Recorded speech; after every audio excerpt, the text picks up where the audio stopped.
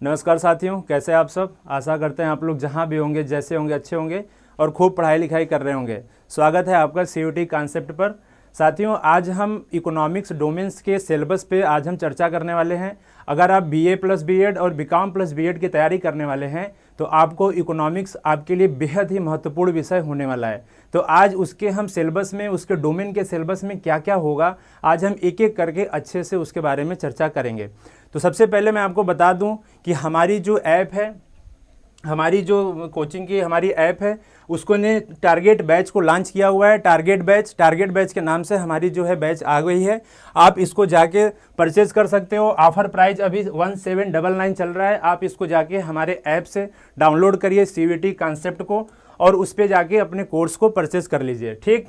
और हमारी जो क्लासेज है वो 7 फरवरी से स्टार्ट होने वाली है। और फटाफट आप जाके प्ले स्टोर पे हमारी ऐप को डाउनलोड कीजिए और वहाँ से कोर्स परचेज कर लीजिए। अभी ऑफर प्राइस चल रही है 1799, ठीक है। तो आप वहाँ से सारी चीज़ें देख सकते हैं। अगर आपको कोई भी समस्या होती है तो हमारे ये व्हाट्सअप नंबर पे या तो कॉलिंग नंबर पे आप फ़ोन करके भी उन समस्याओं को समझ सकते हैं, ठीक है। तो चलिए शुरू करते हैं अपने इकोनॉमिक्स डोमेन के सिलेबस को। उसके पहले हम लोग एक चीज़ को समझ लेते हैं कि आखिर में आपका जो है इकोनॉमिक्स को सिलेबस के समझने के लिए आपका पैटर्न क्या होने वाला है, कैसे एग्जाम में क्वेश्चन आते हैं। तो सबसे पहले आपको 28 क्वेश्चन आते हैं इकोनॉमिक्स से, जिसमें से आपको 25 क्वेश्चन करने होते हैं। ये आप सबको पता ही होगा। तो 28 क्वेश्चन में से 25 क्वेश्चन करने होते हैं। 180 मिनट मिलता है। तो 180 मिनट सिर्फ इकोनॉमिक्स के लिए नहीं मिलता है, 180 मिनट पूरे पेपर को सॉल्व करने के लिए मिलता है। लेकिन इसमें जो है 25 क्वेश्चन आपको इकोनॉमिक्स को करने होते हैं, ठीक। टोटल मार्क्स जो पूरे पेपर का होता है वो 640 अंक का होता है। निगेटिव मार्किंग भी यहाँ पे होती है। अगर आप गलत कोई आंसर करते हो तो आपके 1 नंबर काट लिए जाएंगे और अगर आप सही क्वेश्चन करते हो तो आपके 4 नंबर आपको दे दिए जाएंगे। तो ये आपके एग्जाम का पैटर्न है। ये ऐसे ही एग्जाम आपकी की जाती है, ठीक। इतनी चीज़ें समझ में आ गई। तो आज हम जो है इसके संबंधित जो भी इसका सिलेबस है उस पर हम लोग चर्चा करेंगे और सिलेबस के संबंधित एक एक चीज़ों को अच्छे से समझने की कोशिश करेंगे, ठीक। तो सिलेबस को समझने से पहले मैं आपको एक चीज़ बता देता हूँ कि जो इकोनॉमिक्स का हमारा सिलेबस है वो 3 पार्ट में डिवाइड है। क्या क्या है? 3 पार्ट में डिवाइड है हमारा सिलेबस। पूरा सिलेबस जो है 3 पार्ट में डिवाइड है। एक तो हो गया माइक्रो इकोनॉमिक्स, सूक्ष्म अर्थशास्त्र, दूसरा हो गया मैक्रो इकोनॉमिक्स, बृहद अर्थशास्त्र, और तीसरा हो गया इंडियन इकोनॉमिक डेवलपमेंट, भारतीय अर्थव्यवस्था का विकास। ये 3 चीज़ों में, हमारी 3 सब टॉपिक्स में ये पूरा सिलेबस हमारा डिवाइडेड है। इन्हीं तीनों को हमको बारीकी से एकदम अच्छे से एक एक चीज़ों को अच्छे से हमको कवर कर लेना है, ठीक। चलिए उसको देखते हैं। सबसे पहले हम लोग माइक्रो इकोनॉमिक्स पे आते हैं। मैक्रो इकोनॉमिक्स का मतलब होता है सूक्ष्म अर्थशास्त्र। सूक्ष्म अर्थशास्त्र हमारा क्या होता है, उसमें हमको क्या क्या पढ़ना है। तो अगर हम उसमें आते हैं तो सबसे पहले हमको पढ़ना है यूनिट 1 में introduction theory of consumer behaviour. आखिर में माइक्रो इकोनॉमिक्स का इंट्रोडक्शन पढ़ना है, फिर उसके बाद हमको थ्योरी ऑफ कंज्यूमर बिहेवियर पढ़नी है। इंट्रोडक्शन में हमको पढ़ना है what is micro economics, micro economics सूक्ष्म अर्थशास्त्र आखिर में होती क्या है, सबसे पहले उसको देखना है। फिर उसके बाद central problem of an economy, किसी भी इकोनॉमी की जो सेंट्रल प्रॉब्लम होती है, केंद्रीय समस्याएं क्या क्या होती हैं, उसको हमको अच्छे से पढ़ना है। फिर नेक्स्ट हमको क्या पढ़ना है, consumers equilibrium, meaning and attainment of equilibrium through utility approach, ठीक। कहोगे हाँ सर, इन चीजों को हमको पढ़ना है कि कंज्यूमर का संतुलन, उपभोक्ता का संतुलन क्या होता है, संतुलन का अर्थ क्या होता है और इसे कैसे प्राप्त किया जाता है, ठीक। Commodity cases, consumer budget and optimal choice of consumer, utility approach के माध्यम से भी हमको पढ़ लेना है, ठीक। तो सबसे पहले यूनिट में हमको इतनी सारी चीजों को पढ़ना है। नेक्स्ट हमको डिमांड पढ़ना है कि डिमांड क्या होती है, मांग क्या होती है। मांग से संबंधित चीज़ें, जैसे आप अगर कंज्यूमर हैं, और सब लोग कंज्यूमर होते ही हैं, इकोनॉमी में जितने लोग एग्जिस्ट करते हैं इनमें सभी लोग कंज्यूमर होते हैं। तो हर कंज्यूमर का कुछ ना कुछ डिमांड होता है। तो कंज्यूमर की क्या क्या डिमांड है उसको देखेंगे। कंज्यूमर की डिमांड के साथ साथ मार्केट की डिमांड क्या है, डिटर्मिनेंट्स ऑफ डिमांड क्या है, डिमांड शेड्यूल क्या होती है, डिमांड कर्व क्या होती है, movement along and shift in the demand curve क्या होती है, प्राइस इलास्टिसिटी ऑफ डिमांड क्या होती है। इन सब चीज़ों के बारे में भी हम लोग अच्छे से करेंगे, ठीक। Measurement of price elasticity of demand percentage, total expenditure, factor of determining price elasticity of demand for a good, इन चीज़ों के बारे में भी हम लोग अच्छे से समझने वाले हैं, ठीक। तो ये हमारा हो गया यूनिट 1 से संबंधित हमारे सिलेबस के क्या क्या पार्ट हैं। अगर हम यूनिट 2 पे आते हैं तो हमारा जो सिलेबस का यूनिट 2 है वो प्रोडक्शन एंड कास्ट का है। प्रोडक्शन एंड कास्ट उत्पादन और लागत, दो चीजों से मिलकर हमारा यूनिट 2 बना हुआ है। तो प्रोडक्शन में हमको प्रोडक्शन फंक्शन पढ़ना है। सबसे पहले प्रोडक्शन फंक्शन क्या होता है उसके बारे में डिटेल में। Short run and long run production function क्या होती है, short run and long run production function क्या होती है, उसको भी हमको वहां पे देख लेना है। Shape of total production, marginal production and average production curve, इन तीनों के बारे में भी हमको अच्छे से पढ़ना है। टोटल प्रोडक्शन क्या होता है, मार्जिनल प्रोडक्शन क्या होता है और एवरेज प्रोडक्शन क्या होता है, ये भी हमको अच्छे से देख लेना है। कास्ट एंड रेवेन्यू क्या होती है, लागत क्या होती है, राजस्व क्या होती है, वो भी हमको देखना है। कॉन्सेप्ट ऑफ कास्ट क्या होता है, शॉर्ट रन कास्ट कर्व क्या होता है, total average and marginal concept of revenue, total average and marginal revenue and their relationship, production equilibrium with the help of marginal curve and marginal revenue, इन तीनों के माध्यम से, इन दोनों के माध्यम से हमको ये सारी चीज़ें पूरे यूनिट को एकदम अच्छे से एक एक करके हम लोग यहाँ पे समझेंगे। तो हमारे सिलेबस का जो ये पार्ट है इसको भी हमको अच्छे से कवर करना है। अगर हम यूनिट 3 पे आते हैं तो हमारे यूनिट 3 में हमको क्या क्या पढ़ना है, तो यूनिट 3 में हमारा है the theory of firms under perfect competition. ठीक है, theory of firms under perfect competition, जो परफेक्ट कंपटीशन होता है उसके अंदर क्या क्या थ्योरी है उसको भी हमको पढ़ना है। तो सबसे पहले हो गया फीचर ऑफ परफेक्ट कंपटीशन, पहला। दूसरा प्रॉफिट मैक्सिमाइजेशन, प्रॉफिट को कैसे मैक्सिमाइज किया जाएगा वो भी हमको यहाँ पे अच्छे समझ लेना है। Price determination under perfect competition, ये भी हमको देखना है। और फिर उसके बाद हम लोग सप्लाई पे आएंगे। सप्लाई वाले में market supply, determinants of supply, supply schedule, supply curve, movement along the shift in the supply curve, price elasticity of supply, measurement of the price elasticity of supply, ये सारी चीज़ों को हमको अच्छे से पढ़ना है। ठीक, अगर हम यूनिट 4 में आते हैं, यूनिट 4 में आते हैं तो यूनिट 4 जो हमारे सिलेबस का है वो यूनिट 4 कहता है, यूनिट 4 में हमारा जो सिलेबस है वो है market equilibrium and simple application का। क्या है, market equilibrium and simple application. क्या क्या इसमें पढ़ना है, इसमें छोटा सा बस ये हमारा यूनिट है। इसमें market equilibrium, excess demand and excess supply, दो चीजें पढ़नी है। उसके बाद एप्लीकेशन में price ceiling and price flooring, ये दो चीजें पढ़ के हमारी ये यूनिट भी कंप्लीट हो जाएगी। ठीक, अगर हम अगले यूनिट पे चलते हैं, अच्छा बस 4 ही यूनिट है इसमें, सॉरी इसमें 4 यूनिट है। अब उसके बाद जो हमारा सेकेंड पार्ट स्टार्ट होता है वो है मैक्रो इकोनॉमिक्स का। ये तो सूक्ष्म अर्थशास्त्र में हमको इतनी सारी चीजें पढ़नी है। उसके बाद जो दूसरा हमारा पार्ट है, दूसरा पार्ट हमारा मैक्रो इकोनॉमिक्स का है। मैक्रो इकोनॉमिक्स मतलब बृहद अर्थशास्त्र। बृहद अर्थशास्त्र में क्या क्या सिलेबस है, आइए चलो उसको देखते हैं हम लोग। ठीक, पहला जो हमारा यूनिट है इसमें वो है introduction and national income accounting, मतलब कि बृहद अर्थशास्त्र क्या होता है, सबसे पहले वो देखना है हमको। बृहद अर्थशास्त्र क्या होता है, व्हाट इज मैक्रो इकोनॉमिक्स। फिर basic concept of macro economics, basic concept क्या होता है मैक्रो इकोनॉमिक्स का वो देखना है। Circular flow of income, methods of calculating national income, circular flow कैसे होता है, नेशनल इनकम राष्ट्रीय आय को कैसे गणना की जाती है वो भी हमको देखना है। Value added and product method, दो मेथड, और तीसरा हो गया एक्सपेंडिचर मेथड, इनकम मेथड। ये सब सारी जो मेथड है, जो नेशनल इनकम को कैलकुलेट करने की मेथड है, इन सब के बारे में भी हमको अच्छे से समझना है। कहोगे ठीक बात है सर। चौथा हमारा हो गया aggregates related to national income, factor cost, basic prices and market prices, GDP and welfare, ये भी हमको इसी यूनिट में पढ़ना है। कहोगे ठीक बात है सर। दूसरा यूनिट हमारा मनी एंड बैंकिंग का है। ये पहला यूनिट हो गया कंप्लीट। उसके बाद जो दूसरा यूनिट है वो है मनी एंड बैंकिंग का। मनी एंड बैंकिंग में क्या पढ़ना है, सबसे पहले मीनिंग एंड फंक्शंस पढ़नी है। क्या मीनिंग होता है, क्या फंक्शंस होता है मनी का, सप्लाई ऑफ मनी क्या होती है, मनी क्रिएशन क्या होती है, एंड मल्टीप्लायर एंड मनी ये क्या होती है, इन चीज़ों के बारे में हम लोगों को पढ़ना है। ठीक, दूसरा central bank and its function. Central bank हमारा आप सबको पता है कि सेंट्रल बैंक हमारी आरबीआई है। आरबीआई के क्या क्या कार्य हैं, आरबीआई की स्थापना कब हुई, आरबीआई का राष्ट्रीयकरण कब हुआ, आरबीआई के कौन कौन से ऐसे कार्य हैं जो मनी सप्लाई को कम या ज़्यादा करते हैं, इन सारे फंक्शंस में एग्जाम्पल के साथ इन चीज़ों को पढ़ लेना है। ठीक, फिर policy tools and controls money supply, money supply को कंट्रोल करने के लिए क्या क्या हमारे पास नैतिक नीतिगत उपकरण है, इन चीज़ों के बारे में भी हमको इस यूनिट में पढ़ लेना है। ठीक, तो इतनी सारी चीज़ें हो गई। अगर हम नेक्स्ट यूनिट पे चलते हैं, यूनिट 3 पे आते हैं, तो यूनिट 3 हमारा है determination of income and employment. क्या है, determination of income and employment. अगर इसमें हमको सबसे पहले देखना होगा कि एग्रीगेट डिमांड क्या होता है, एग्रीगेट डिमांड क्या होता है और इसके कंपोनेंट्स क्या क्या हैं, इन चीज़ों के बारे में अच्छे से पढ़ना है कि एग्रीगेट डिमांड्स आखिर में होता क्या है, एग्रीगेट डिमांड्स के क्या क्या कंपोनेंट्स होते हैं, इन चीज़ों को बारे में भी हमको यहाँ पे देखना है। Determination of income and in two sector model, ये भी हमको इसी यूनिट में पढ़ना है। प्रॉब्लम ऑफ एक्सेस डिमांड, अगर मांग की अधिकता हो गई तो क्या क्या समस्याएं हो सकती हैं। एंड डिफिसिट डिमांड, अगर मांग की न्यूनता है तो क्या क्या समस्याएं हो सकती हैं, और इसको सही करने के क्या क्या उपाय हैं गवर्नमेंट के द्वारा और सेंट्रल बैंक के द्वारा, इन चीज़ों के बारे में भी हम लोग इस यूनिट के अंतर्गत डिस्कस कर लेंगे। Spending, taxes and money supply, ये सब सारी चीज़ें इसी यूनिट में पढ़ लेंगे। और लास्ट में हम लोग मल्टीप्लायर मैकेनिज्म क्या होती है वो भी हमको इसी यूनिट के अंतर्गत पढ़ना है। कहोगे ठीक बात है sir.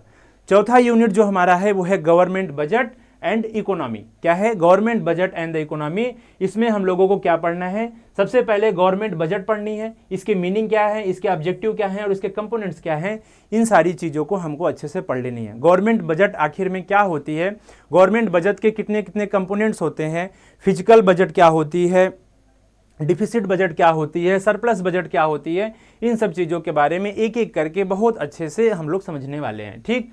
Classification of receipts, revenue receipts and capital receipts क्या होती है, ये सब सारी चीज़ें भी हमको यहाँ पे देखनी है।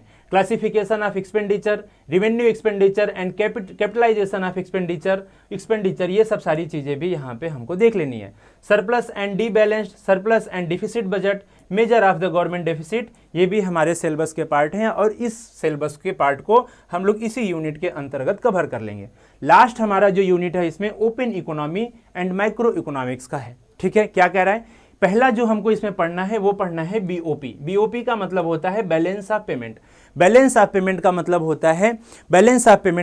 होता है कि किस प्रकार से किसी भी देश में पैसा कहाँ से कितना आता है और किसी देश का पैसा किस देश में जाता है, वो उसी को बैलेंस करने का, उसी का जो है एक लेखा जोखा जो होता है, उसी को हम लोग बैलेंस ऑफ पेमेंट कहते हैं।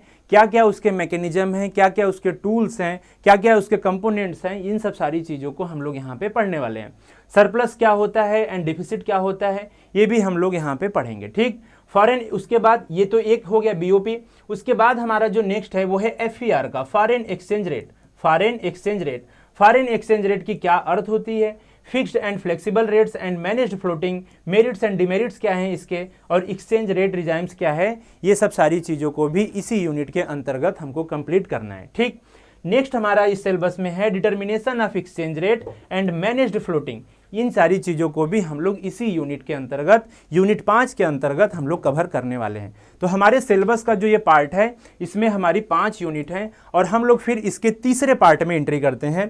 पहला पार्ट हमारा माइक्रो इकोनॉमिक्स का, दूसरा पार्ट हमारा मैक्रो इकोनॉमिक्स का और तीसरा पार्ट हमारा इंडियन इकोनॉमी डेवलपमेंट है, इंडियन इकोनॉमी डेवलपमेंट का है। अब तीसरा पार्ट जो हमारा इंडियन इकोनॉमी डेवलपमेंट का है, इसमें हम लोग हमारी देश की अर्थव्यवस्था किस प्रकार से विकास की है आज़ादी के बाद से, और कॉलोनियल टाइम से जब अंग्रेज यहाँ पे शासन कर रहे थे तो क्या अर्थव्यवस्था थी, थोड़ा सा उस पर नज़र मारते हुए हमारी अर्थव्यवस्था वर्तमान समय तक किस प्रकार से विकास की है, उस पर हम लोग थोड़ा सा हिस्ट्री के साथ साथ उसको रिलेट करके अच्छे से समझने वाले हैं। क्या क्या हमारे सिलेबस में है, क्या क्या इस पार्ट में हमारे सिलेबस में है। सबसे पहले यूनिट में है डेवलपमेंट पॉलिसीज एंड एक्सपीरियंस, मतलब 1947 से 1990 तक, 1947 से 1990 तक हमारी जो डेवलपमेंट पॉलिसीज़ थी वो क्या हैं और उसके एक्सपीरियंस क्या क्या हैं, इन चीज़ों के बारे में सबसे पहले हम लोग इसको समझने वाले हैं।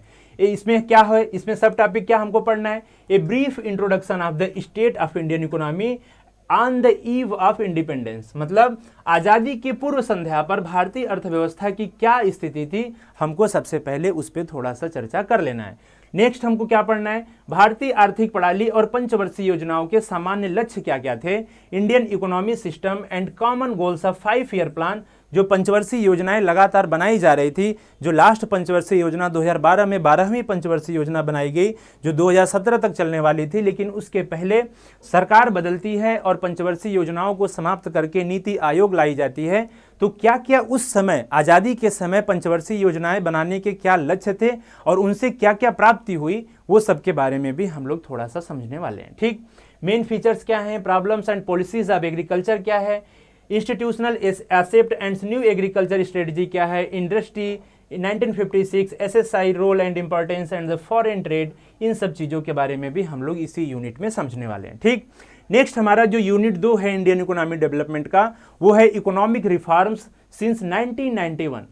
Micro economics meaning. ठीक है, 1991 में जो हमारी इकोनॉमिक्स रिफॉर्म्स हुई थी, जो हमारी आर्थिक सुधार हुई थी, उस समय 1991 में हमारे प्रधानमंत्री पीवी नरसिम्हा राव जी थे और हमारे जो वित्त मंत्री थे, हमारे फाइनेंस मिनिस्टर थे, वो डॉक्टर मनमोहन सिंह थे। इन्होंने भारत की जो फॉरेन एक्सचेंज रिजर्व थी बहुत कम होने के कारण इन्होंने जो है एक नई आर्थिक सुधार नीति लेके आए, जो 1991 में एलपीजी के नाम से जाना जाता है, लिबरलाइजेशन, प्राइवेटाइजेशन एंड ग्लोबलाइजेशन। इन तीनों के बारे में भी हम लोग इस नीति के अंतर्गत समझने वाले हैं। क्या क्या इकोनॉमिक्स रिफॉर्म्स है 1999 में, वो समझेंगे। Feature and appraisal of the liberalisation, globalisation and privatisation, इसको हम लोग एलपीजी पॉलिसी कहते हैं, एलपीजी मॉडल कहते हैं। इन सब के बारे में भी हम लोग इस यूनिट के अंतर्गत बहुत अच्छे से पढ़ेंगे। ठीक, अगर हमारे यूनिट 3 पे आते हैं तो यूनिट 3 हमारे सिलेबस का कहता है current challenges facing the Indian economy.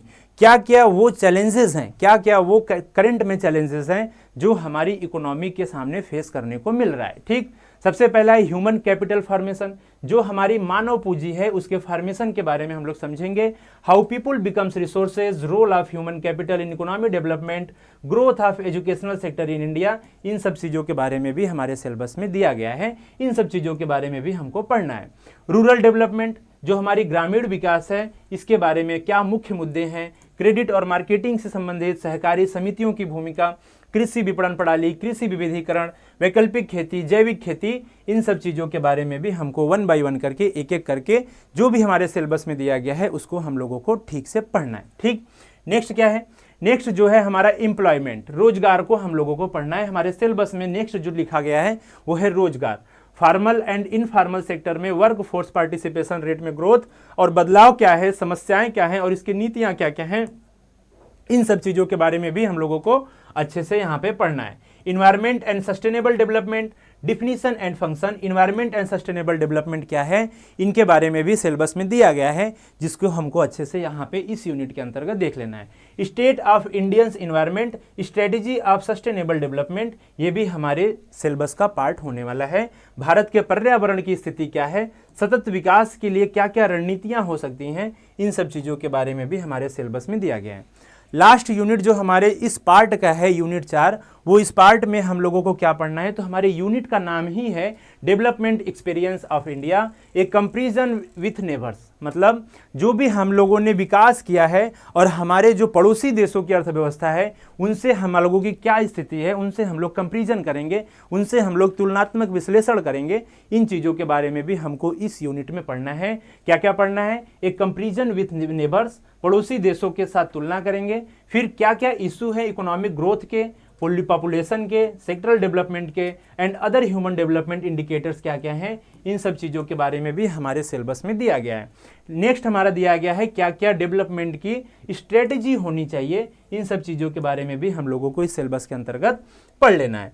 तो ये मोटा मोटी मिला के, मोटा मोटी क्या, यही आपका एग्जैक्ट मतलब आपकी सिलेबस जो है हमारी साइट पे एनटीए द्वारा दी गई है और आपको जो है इन्हीं को अच्छे से कवर करना है। 3 पार्ट में हम लोग अलग अलग करके इन चीज़ों को कवर करेंगे। सबसे पहले हम लोग माइक्रो इकोनॉमिक्स, फिर मैक्रो इकोनॉमिक्स और इंडियन इकोनॉमिक डेवलपमेंट, ये 3 पार्ट में सिलेबस को डिवाइड कर देंगे और तीनों पार्ट को अलग अलग करके हम लोग पढ़ने की कोशिश करेंगे। हो सकता है कि आपकी जो सिलेबस है वो इंडियन इकोनॉमिक डेवलपमेंट से शुरू हो, तो आप लोग जो है इस सिलेबस को अच्छे से एक बार पढ़िएगा, सिलेबस के एक एक पॉइंट को देख लीजिएगा कि इससे ये पता चलता है कि आपको आखिर में पढ़ना क्या क्या है। ठीक है, तो हमारी बैचेस जो टारगेट बैच के नाम से अनाउंस हो चुकी है वो जल्द ही स्टार्ट होने वाली है। तो आप लोग जो है इसको हमारे प्ले स्टोर से जाके हमारे ऐप को डाउनलोड करके आप इस कोर्स को परचेज कर लीजिए। 9 फरवरी डेट सेव कर लीजिए, यहाँ से हमारी क्लासेज स्टार्ट होने वाली है। हो सकता है कि उस टाइम हम लोग जो है सबसे पहले जो है इंडियन इकोनॉमिक डेवलपमेंट से हम लोग अपने कोर्स को स्टार्ट करें। कोर्स को मतलब जो है हमारी इकोनॉमिक्स की कोर्स है, उसमें हम लोग इस पार्ट को पढ़ेंगे। ठीक है, चलिए अपना बहुत ख्याल रखिए और खूब पढ़ाई लिखाई करते रहिए। बहुत बहुत धन्यवाद, थैंक यू सो मच।